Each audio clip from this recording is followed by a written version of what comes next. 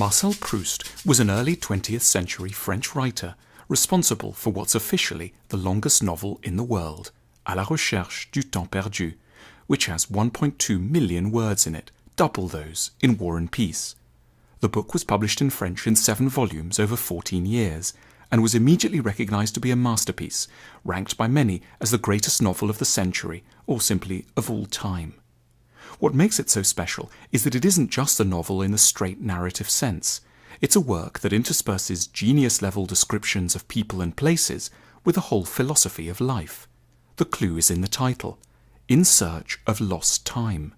The book tells the story of one man, a thinly disguised version of Proust himself, in his ongoing search for the meaning and purpose of life. It recounts his quest to stop wasting time and to start to appreciate existence. Marcel Proust wanted his book to help us above all. His father, Adrien Proust, had been one of the great doctors of his age, responsible for wiping out cholera in France. Towards the end of his life, his frail, indolent son Marcel, who'd lived on his inheritance and had disappointed his family by never taking up a regular job, told his housekeeper Céleste, "If only I could do humanity as much good with my books as my father did with his work." The good news is that he amply succeeded.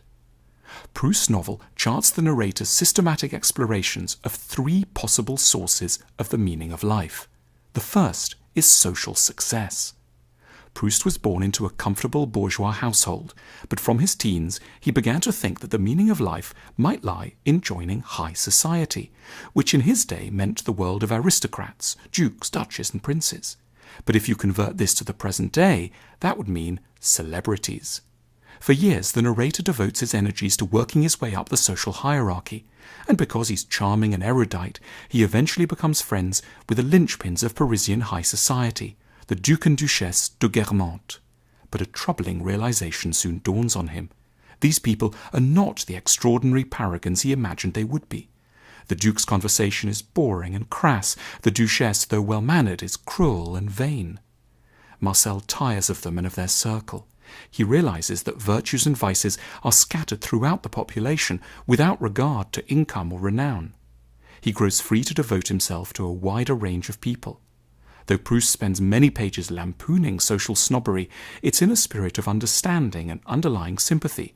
It's a highly natural error, especially when one's young, to suspect that there might be a class of superior people somewhere out there in the world, and that our lives might be dull principally because we don't have the right contacts. But Proust's novel offers us definitive reassurance. Life is not going on elsewhere. There is no party where the perfect people are. The second thing that Proust's narrator investigates in his quest for the meaning of life is love. In the second volume of the novel, the narrator goes off to the seaside with his grandmother, to the voguish resort of Cabourg, the Barbados of the times. There he develops an overwhelming crush on a beautiful teenage girl called Albertine.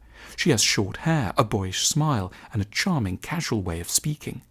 For about 300 pages, all the narrator can think about is Albertine. The meaning of life surely must lie in loving her. But with time, here too, there's disappointment. The moment comes when the narrator is finally allowed to kiss Albertine. Man, a creature clearly less rudimentary than the sea urchin or even the whale, nevertheless lacks a certain number of essential organs, and particularly possesses none that will serve for kissing. For this absent organ he substitutes his lips, and perhaps he thereby achieves a result slightly more satisfying than caressing his beloved with a horny tusk. The ultimate promise of love, in Proust's eyes, is that we can stop being alone and properly fuse our life with that of another person who will understand every part of us. But the novel comes to darker conclusions. No one can fully understand anyone. Loneliness is endemic. We're awkwardly lonely pilgrims trying to give each other tusk kisses in the dark. This brings us to the third and only successful candidate for the meaning of life. Art. For Proust, the great artists deserve acclaim because they show us the world in a way that's fresh, appreciative and alive. Now the opposite of art for Proust is something he calls habit. For Proust, much of life is ruined for us by a blanket or shroud of familiarity that descends between us and everything that matters. Habit dulls our senses and stops us appreciating everything from the beauty of sunsets to our work and our friends. Children don't suffer from habit, which is why they get excited by some very key but simple things like puddles or jumping on the bed, sand or fresh bread. But we adults get spoiled about everything, which is why we seek ever more powerful stimulants like the aforementioned fame and love. The trick in Proust's eyes is to recover the powers of appreciation of a child in adulthood, to strip the veil of habit and therefore to start to appreciate daily life with a new sensitivity. This, for Proust, is what one group in the population does all the time: artists. Artists are people who know how to strip habit away and return life to its true, deserved glory. For example, when they show us water lilies or service stations or buildings in a new light. Proust's goal isn't that we should necessarily make art or be someone who hangs out in museums all the time. The idea is to get us to look at the world, our world, with some of the same generosity as an artist, which would mean taking pleasure in simple things like water, the sky, a shaft of light on a piece of paper. It's no coincidence that Proust's favourite painter was Vermeer, a painter who knew how to bring out the charm and the value of the everyday. The spirit of Vermeer hangs over his novel. It too is committed to the project of reconciling us to the ordinary circumstances of life, and some of Proust's most compelling pieces of writing describe the charm of the everyday, like reading in a train, driving at night, smelling the flowers in springtime, and looking at the changing light of the sun on the sea. Proust is famous for having written about the dainty little cakes the French call madeleine. The reason has to do with his thesis about art and habit. Early on in the novel, the narrator tells us that he'd been feeling depressed and sad for a long while when one day he had a cup of herbal tea and a madeleine, and suddenly the taste carried him powerfully back, in the way that flavours sometimes can, to years in his childhood when, as a small boy, he spent his summers in his aunt's house in the French countryside. A stream of memories comes back to him and fills him with hope and gratitude. Thanks to the madeleine, Proust's narrator has what has since become known as a Proustian moment, a moment of sudden, involuntary and intense remembering, when the past promptly emerges unbidden from a smell, a taste or a texture. Through its rich evocative power, what the Proustian moment teaches us is that life isn't necessarily dull and without excitement. It's just one forgets to look at it in the right way.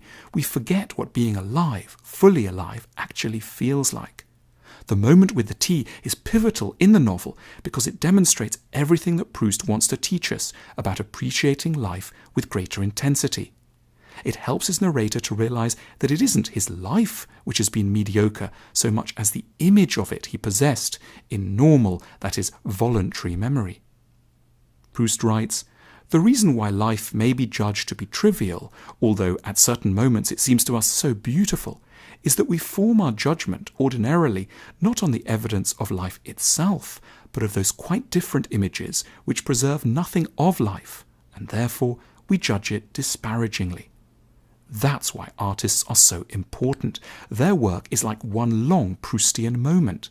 They remind us that life truly is beautiful, fascinating and complex, and thereby they dispel our boredom and our ingratitude. Proust's philosophy of art is delivered in a book which is itself exemplary of what he's saying.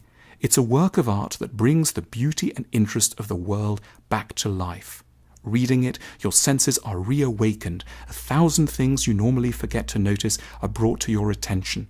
He makes you for a time as clever and as sensitive as he was, and for this reason alone we should be sure to read him and the 1.2 million words he assembled for us, and thereby learn to appreciate existence before it's too late."